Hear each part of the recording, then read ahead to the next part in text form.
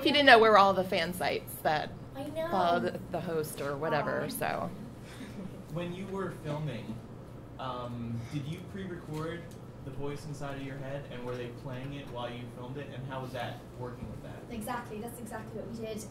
We were trying to figure out how to do it for a while, because really that was the big challenge, the big hurdle that we had to overcome.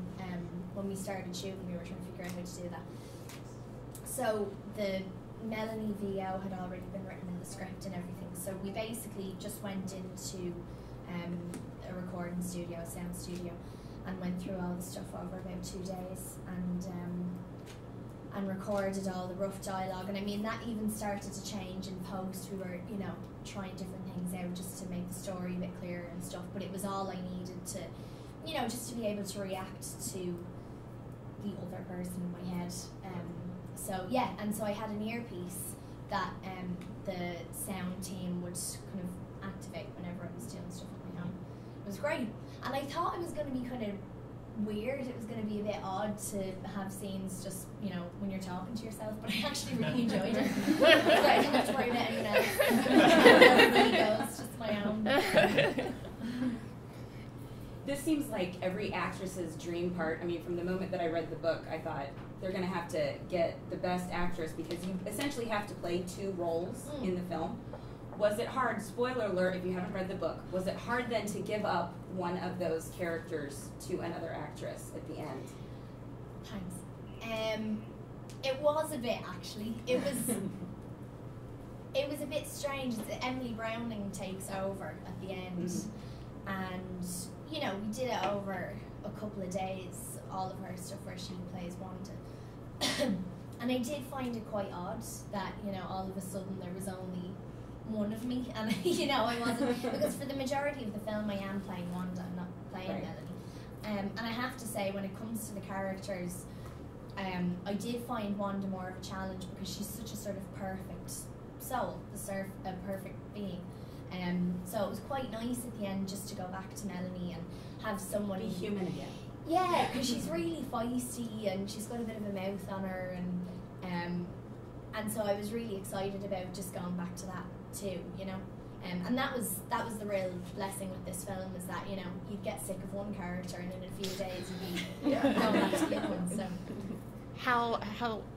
how long did you work with Emily, or to kind of transfer that character? Did she watch a lot of the dailies or anything like that? I think she did, yeah. She came in when we were already really heavily into the shooting, so I couldn't really walk away from set. I was working, but yeah, I think she watched some rushes and basically most of the stuff that we had shot up to that point. So we had about 2 months worth of footage at that stage.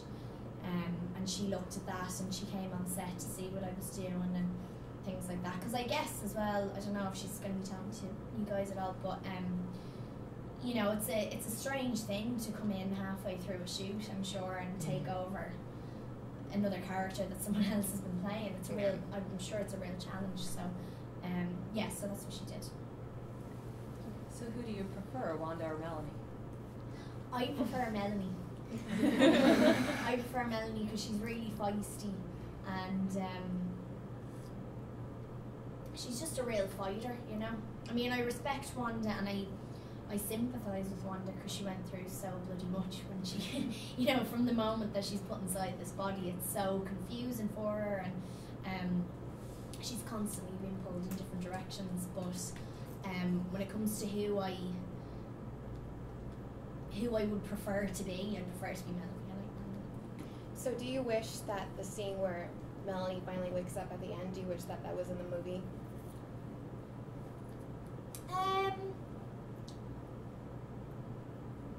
No, I think it's fine the way it is.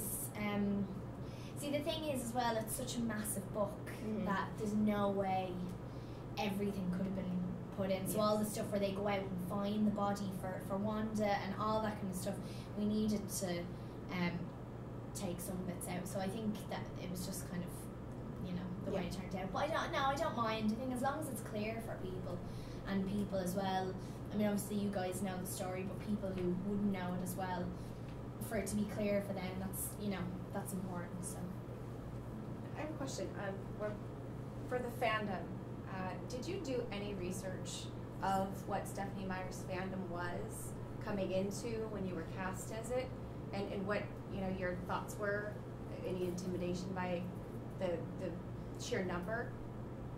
I didn't really do any research. No, I mean I was very much aware of the fan base that Stephenie's books had and the movies had, and I've seen footage from the premieres of Twilight, and it's just, and I went to the last break. I'm sure you guys know. It was nuts. Like it's amazing because you look at it and you think, wow, that's it's very overwhelming, which it is, but at the same time it's so amazing that these stories are loved by so many people that you'll come out and support it so much, and so I was very aware of the dedication of the fans, definitely.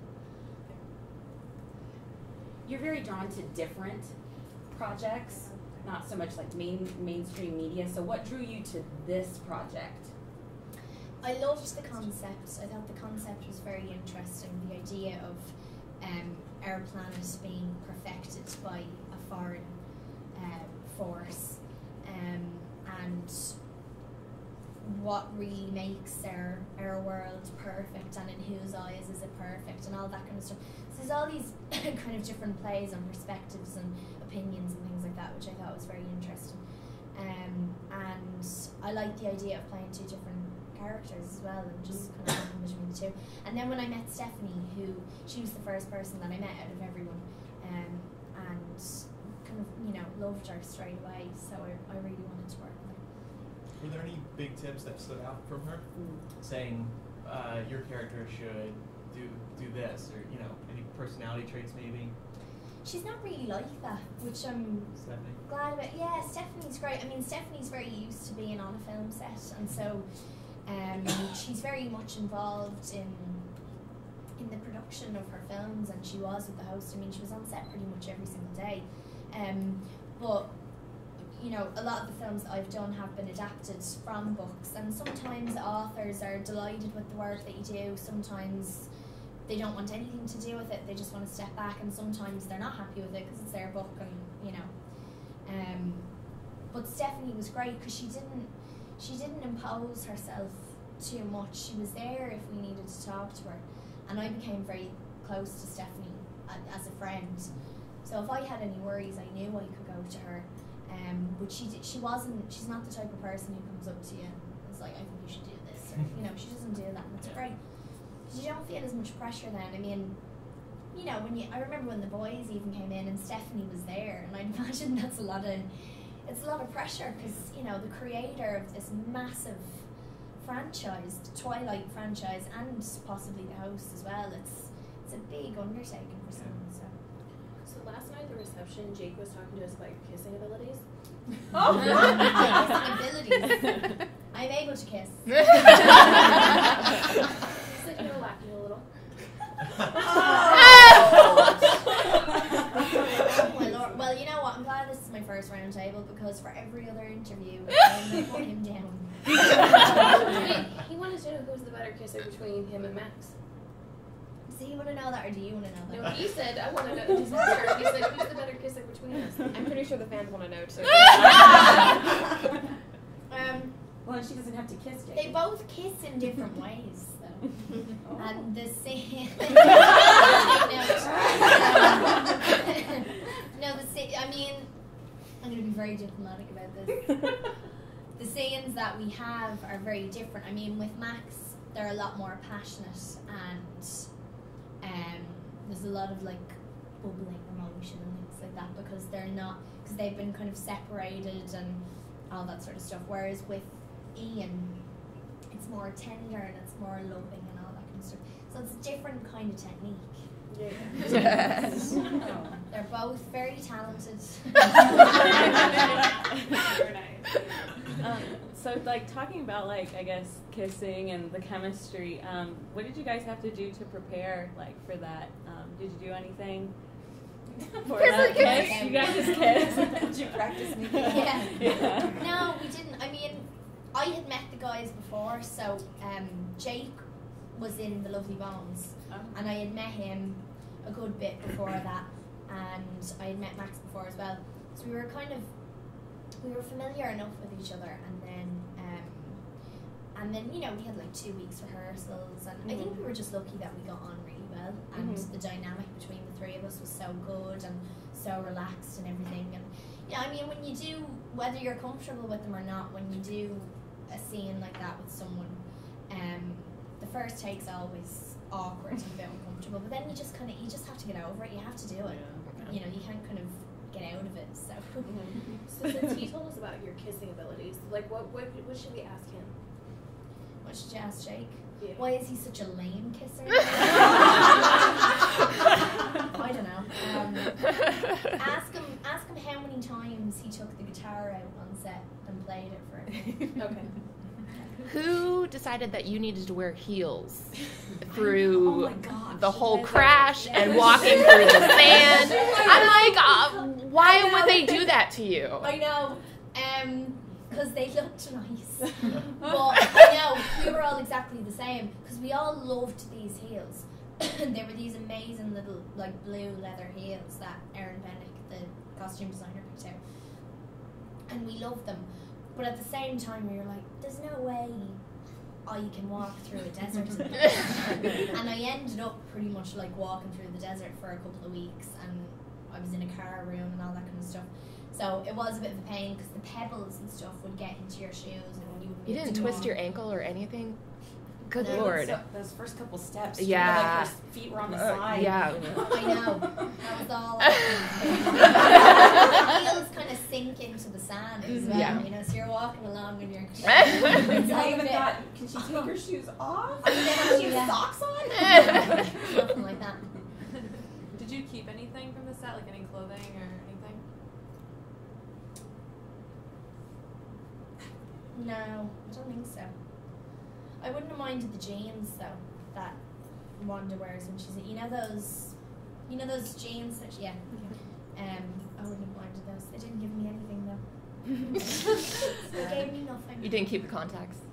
No, I was glad to give them. The day that I took those out for the last time, it was a very happy day. So you all seem really, really close. And I'm just wondering, it seems to me we get the feeling that Jake is the prankster. Yeah. And he seems like the butt of a lot of pranks. And so we were just wondering, what did he do to deserve? Did he do anything? So Max is really afraid of insects and butterflies. And Max made the huge mistake of telling us this, which I think is just hilarious that he's 27. So we found out about this, and we got, I think there was just one of these little plastic cockroaches or something on set. I don't know why it was on set, but we found it, and he'd heat up his lunch every day in his trailer in the microwave. So we decided we'd put it in, put a little cockroach into the microwave. It was Jake's idea, and I was really excited about it. And so he put it in, and a while later Max just came like running out and was freaking out for this thing. He still hadn't realised that it was fake. It was still a real thing, and I was so excited by the prank. I kind of go along with pranks to a certain extent, but then I get so excited that I have to go, it's only a joke, it's just a joke. I could have carried it on for the whole day, but he is, Jake's very funny. Like Jake and I used to wrestle a lot on set. We were like, more brother and sister. So we were, as the Irish say, messers. But he's funny. We were wondering if you could talk a little bit about what happened at the Google Hangout. Like, you had the... That was hilarious. It was awesome. It was hilarious. Was it? Okay. I usually don't look at any interviews that I've done, but my mum said to me afterwards, it was so hilarious. I was just all over. You know when I was moving about? Yeah, you were like... trying to socket in the Savoy Hotel on Trafalgar Square. And I was going to a play straight afterwards. So what happened was, right, I was out having a bit of dinner, and I thought it was going to be at 7:30 or something like that. And then Jess, my publicist, calls me at like 6:30, and she's like, "Where are you?" Well, I'm just having a bit of dinner. I'm going to head over now in the next while and get set up. And she's like, "No, they're on now." So I had to run through Trafalgar Square on a Saturday or something, and it was so busy, and try and find a plug and find like the Wi-Fi password. It was a nightmare. And then when I got on, I was talking. It was during the trailer. It was during the trailer. It's hilarious. Yeah, it was very cool. I keep apologizing to Stephanie. Did you feel any similarities between Mel's struggle and Susie Salmon's struggle in Lovely Bones? Just that being that in-between character. No, not really. I mean, I hadn't really thought of that. I guess you could draw comparisons to both, but I hadn't. It wasn't something that I kind of thought about to bring the character to life. So what did you bring to, how did you bring the character to life? Like, what type of resources did you look up? Did you read any sci-fi books or watch any movies? I read the script. Got it. I think it was all in the script. I read the book and I read the script, and we talked about it a lot. And you know, I want, like everything, hopefully, I just wanted to really look at the character and understand what was going on with both of them and their struggles and what they were thinking about and all that kind of stuff. So yeah, it was more just about kind of going over the script as much as I could and really understanding what was going on. Were there any character moments in the book that you wish made it into the movie? It's been a while since I read the book.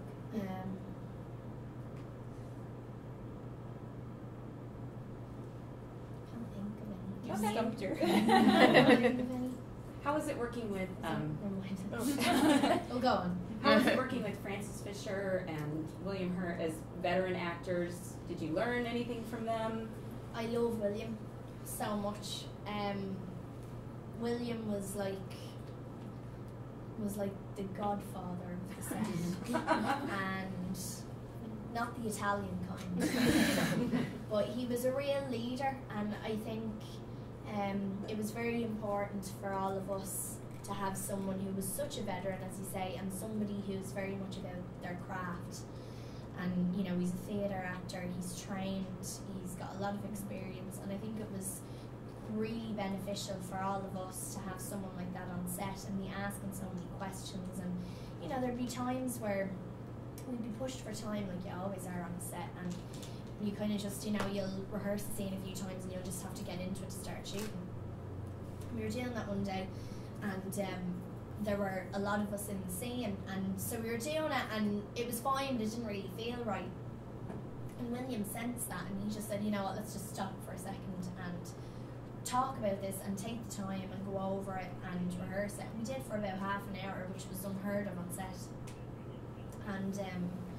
And it made such a big difference. And just the fact that he, you know, really picked up on that was wonderful. And one of my favourite scenes, and just from a real actor's point of view, you know, it wasn't about making the day for him. He wanted to make sure that we all kind of had what we needed, and he was great in that way.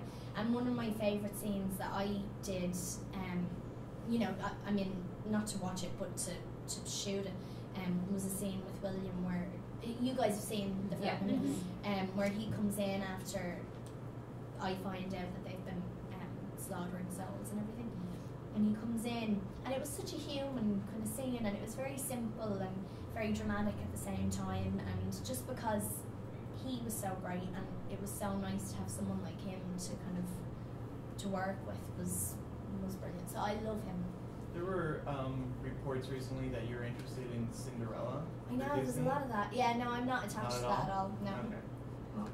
The end of the host leaves it open for possible sequel or for the trilogy. Do you have any ideas of where you would want your character or characters to go? And maybe Hawaii or something. Desert, very dirty. What, in the desert? Yeah, I know.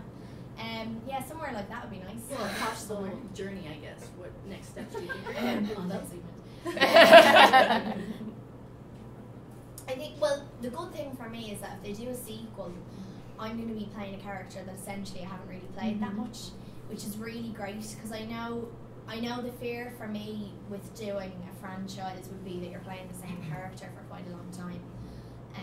So I'm getting to, really play someone else.